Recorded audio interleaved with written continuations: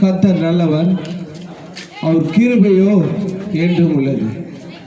பிரியமானவர்களே, பாருங்க, நாங்கள் சந்தோஷமா இன்னைக்கு உங்க முன்னாடி நிற்கிறோன்னா அவருடைய கிருபை.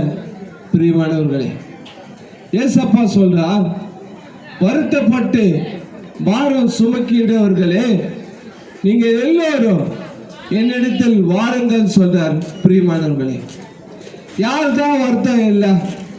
எல்லாருக்கும் ஏதோ ஒரு வருத்தம் இருக்கு.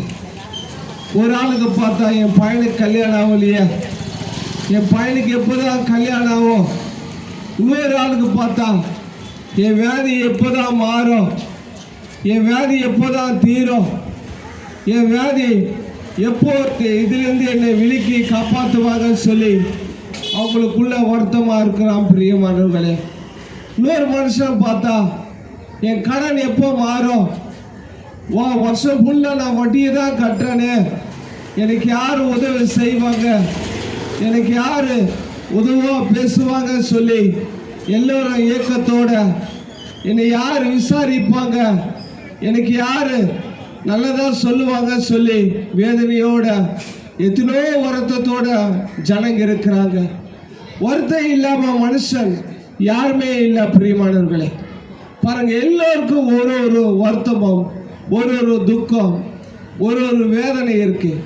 அதுதான் சொல்றாரு ஏசாமி, வருத்தப்பட்டு பாரம் சுமைக்கின்றவர்களே உங்க வருத்தம் எதுவா இருந்தாலும் என்னிடத்துல வாழுங்க, அது எல்லாம் தீர்க்க வைக்க எனக்கு வல்லமை உண்டு.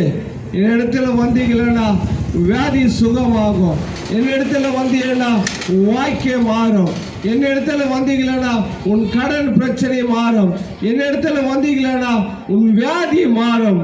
பாருங்க, ஏசாமி சொல்றார், நீங்க இயேசு தேடினால் உங்கள் துக்கம் இன்றைக்கு சந்தோஷமாக மாறும். பிரியமானவர்களே,